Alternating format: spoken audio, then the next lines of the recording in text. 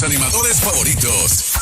Fernand, Moraima y Juan Carlos. Juan Carlos Matos, buenos días, ¿cómo está usted? Bendiciones, Fernand Reyes, bendiciones a los oyentes de 97.7, una mañanita más. Qué alegría de comenzar un fin de semana que para algunos se convierte en largo. No sé si el 4 de julio domingo, algunos lo extienden hasta lunes. Nosotros aquí pues vamos a estar trabajando, ¿verdad? Porque el 4 es domingo. Lunes estamos laborando normalmente, pero para aquellos que se lo concedieron lunes, que disfruten un fin de semana largo. Seguro que sí, mucha gente que anda por acá de visita en la isla. Un abrazo grande para toda esa gente.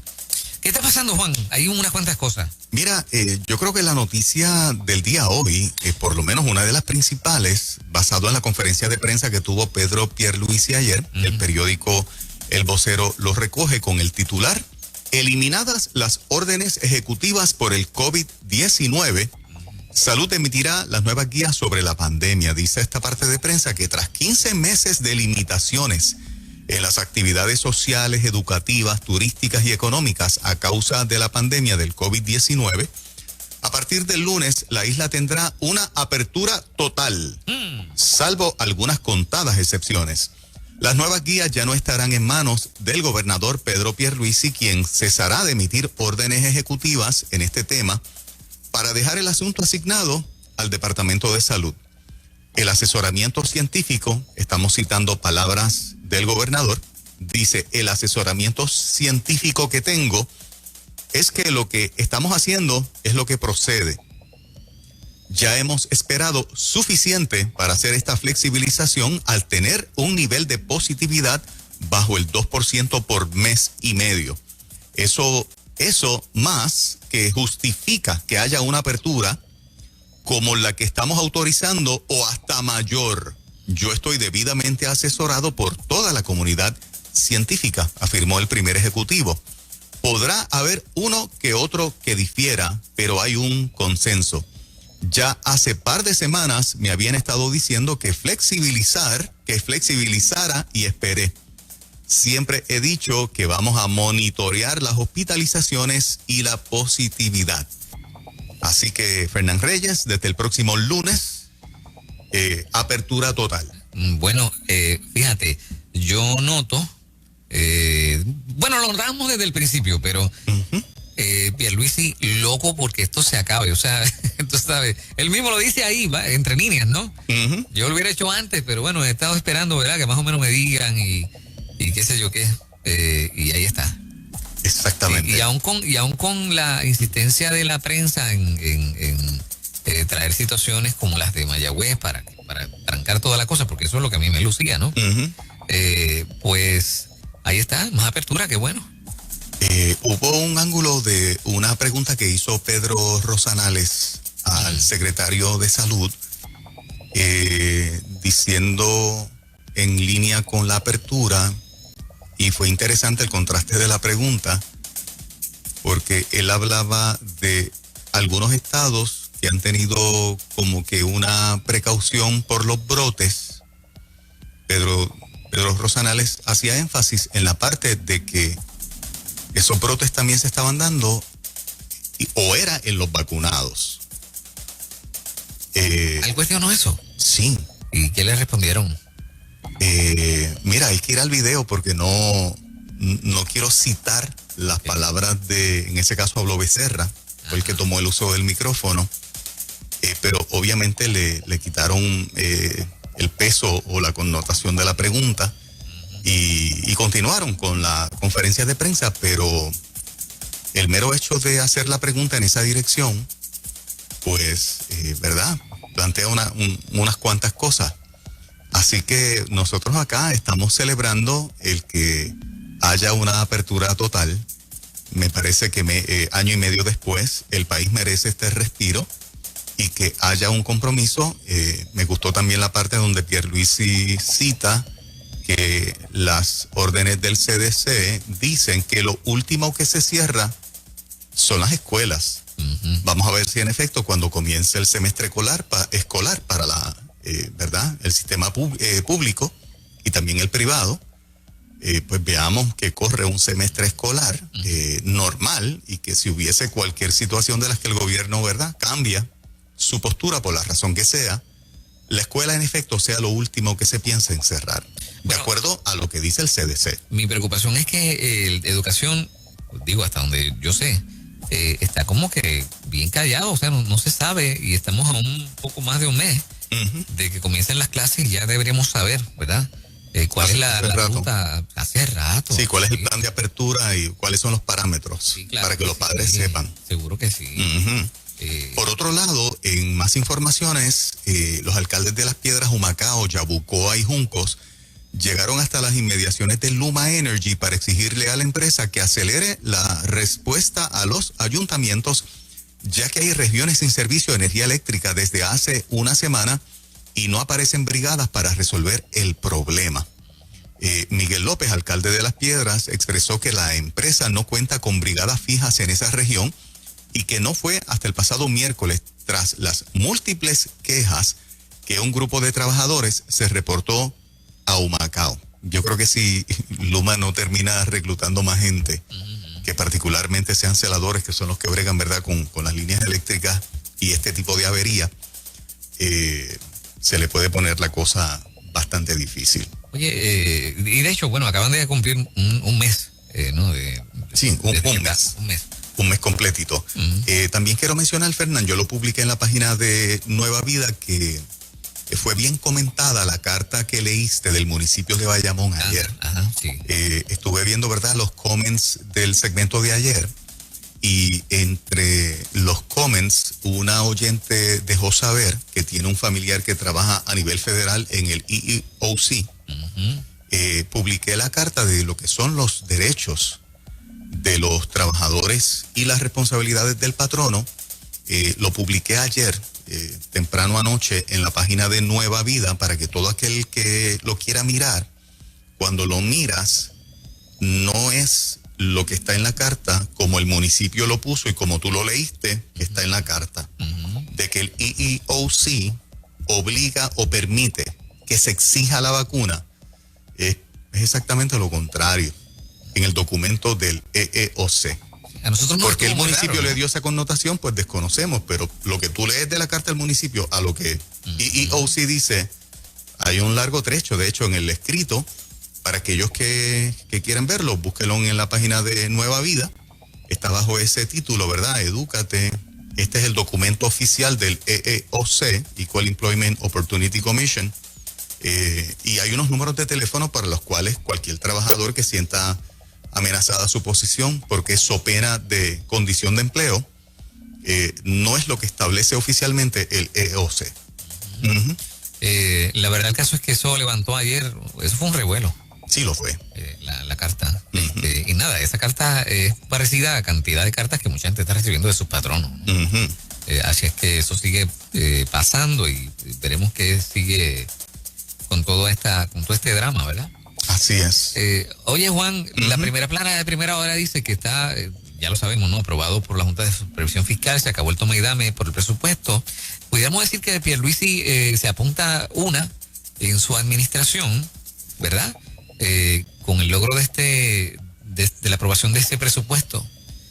Y que políticamente también es un acierto tremendo para él, ¿no? Voy a leer un poquito de lo que publica precisamente el vocero en ese comentario que tú haces. Dice, por entender que es un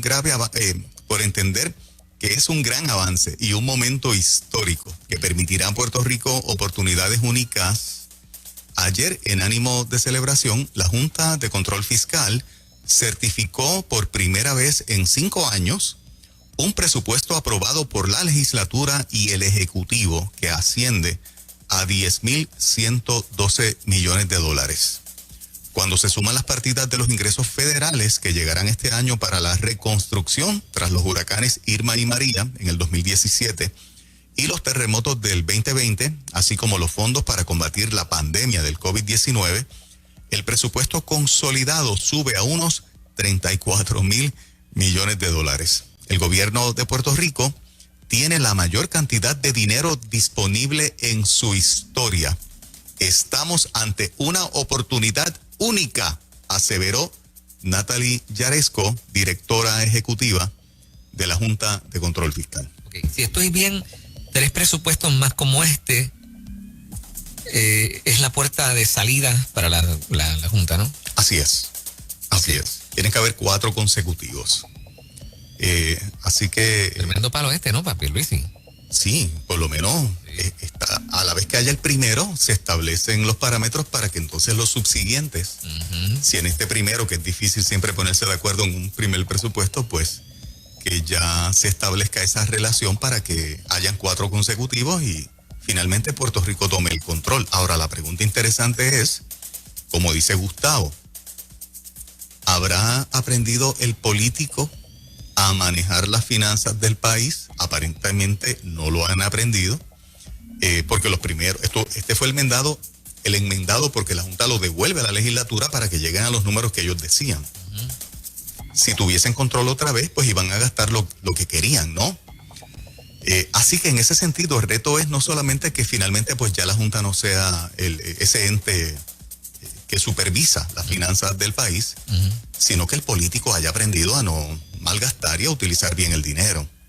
Para mí ese es el reto de los políticos, ¿verdad? Que siempre corren el país bajo el color que sea. Quiere decir que si esto sigue así, o sea, si la aprobación de los presupuestos, no se acaba el cuatrienio cuando ya la Junta está saliendo.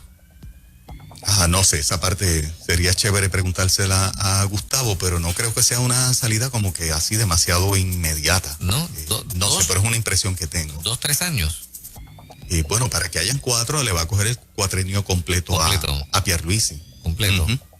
Sí, porque el año eleccionario, el 2024, el presupuesto lo tienen que acordar antes del 30 de junio, como ahora, porque el presupuesto corre desde el 1 de julio hasta el 30 de junio del año siguiente. No, pues entonces nos agarra el 2025. Sí, sin duda. Oye, esta noticia, Juan, la UPI eliminará las deudas de matrícula para el próximo semestre académico. La institución busca que sus alumnos continúen estudios pese a los problemas generados por la pandemia. Bueno, ¿verdad? Sigue como que el miedo a que los estudiantes no regresen. Parece que hay estudiantes que no van a regresar no van a continuar sus estudios. Y hay una manera ahí de... Siempre para mí quitarles deuda a los estudiantes es una tremenda noticia. Seguro. Yo creo que en la etapa joven de preparación, tener el peso de una deuda educativa siempre, qué sé yo, puede ser un disuasivo en algunos casos de que algunos tengan que irse a trabajar y para pagar una deuda. Yo creo que eso es una tremenda noticia. Seguro que sí. Oye, Juan, quería comentarte lo siguiente. ¿Qué tú piensas acerca del asunto de Ricky Rosselló? A mí no me ha interesado muchísimo el tema, pero como la prensa ha estado encima de eso todo el tiempo, esto parecería, desde mi punto de vista, parecería como que un grupo de personas se convenció de que él era un buen candidato para ese movimiento, lo traen mediante el write-in, pero se equivocaron porque la persona que postulan en el write-in no cumplía, ¿verdad?, con los requisitos básicos, en este caso de su residencia, para poder cumplir. Entonces, y parece que a Ricky Rosselló esto lo cogió con los calzones abajo, ¿no? En el sentido, como se dice en el barrio, en el sentido de que no lo vio venir y la oportunidad se le pasó. Porque si hubiese tenido tiempo, podía cuadrar el asunto del domicilio, pero no. Esto fue una cosa que pasó como de una semana para otra. Yo lo que he entendido del caso es que él tuvo una tremenda oportunidad, ya que la gente fue quien lo puso ahí, porque él se hizo disponible cuando le certifica a la Comisión Estatal de Elecciones precisamente la parte del domicilio, de lo que he entendido. Porque tú y yo no tenemos, vamos a decir, mayor responsabilidad con que un sector del pueblo nos vea como un potencial candidato de hacer un trabajo porque entiende ese pueblo que lo vamos a hacer bien.